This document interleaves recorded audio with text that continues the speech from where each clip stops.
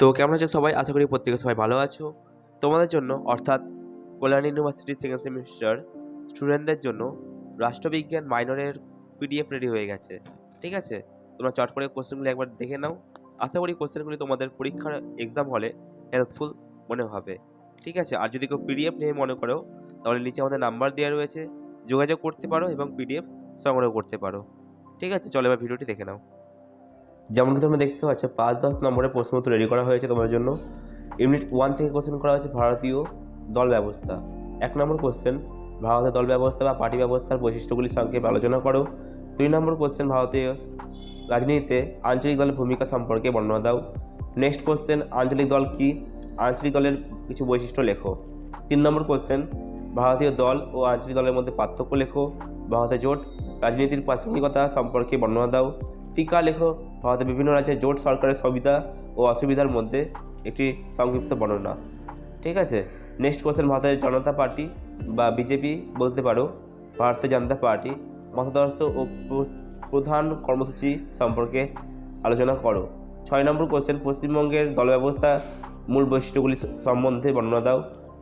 7 নম্বর question, ভারতের রাজনীতিতে ভারতীয় জাতীয় কংগ্রেস দলের উত্থান ও পতনের কারণগুলি সংক্ষেপে আলোচনা করো। টিকা লেখো, ভারতীয় রাজনীতির সংস্কৃতির ওপর।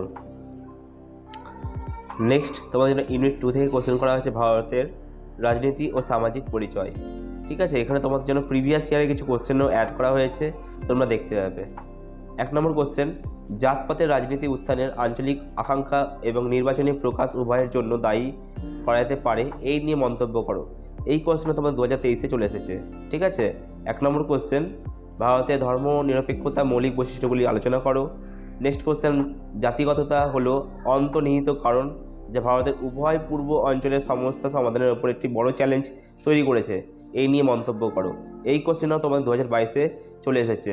নেক্সট কোশ্চেন, ধর্ম ও রাজনীতি ও পারস্পরিক সম্পর্ক বা অন্তঃসম্পর্ক আলোচনা করো।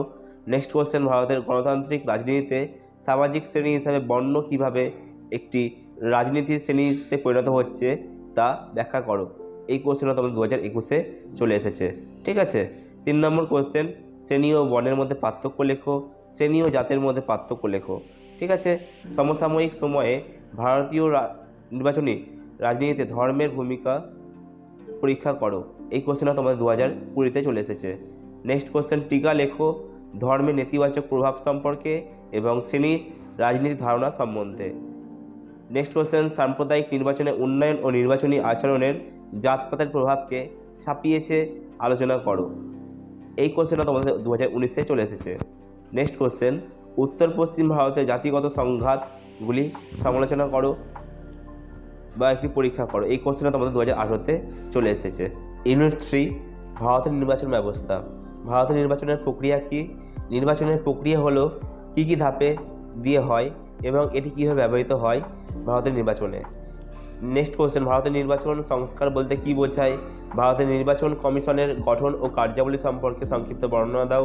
ভারতের নির্বাচন ব্যবস্থা মূল বৈশিষ্ট্যগুলি কী কী সংক্ষেপে আলোচনা করো। রাজনীতিতে দুর্বলনের কিংবা অপরাধীকরণের বিষয়টি সম্পর্কে বর্ণনা দাও।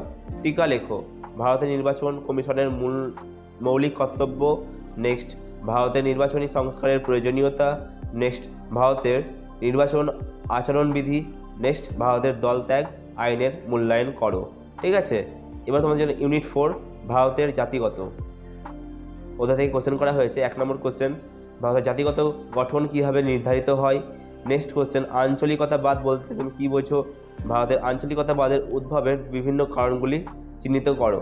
ভারতের জাতি গঠনের প্রধান অংশগুলি কী কী? নেক্সট কোশ্চেন, 4 নম্বর কোশ্চেন, ভারতের আঞ্চলিক আন্দোলনের সমূহের উৎস ও প্রকারভেদ বা ধরন সংক্ষিপ্ত বর্ণনা দাও। ভারতের জাতি প্রতি সম্প্রদায়গত বৈষম্য কামনার প্রয়াস কী হয়েছে? টিকা লেখো, গোর্খাল্যান্ড আন্দোলন, বোডোল্যান্ড আন্দোলন। 7 নম্বর কোশ্চেন, ভারতের জাতি রাষ্ট্র গঠনের প্রধান সমস্যাগুলি কী কী ছিল তা নিয়ে আলোচনা করো। নেক্সট কোশ্চেন, ভারতের জাতি গঠনের সমস্যাগুলি দূর করতে কী কী ব্যবস্থা গ্রহণ করা যেতে পারে তা নিয়ে একটি সংক্ষিপ্ত বর্ণনা দাও। ঠিক আছে, এবার তোমরা পিডিএফের উত্তরগুলি একবার দেখে নাও।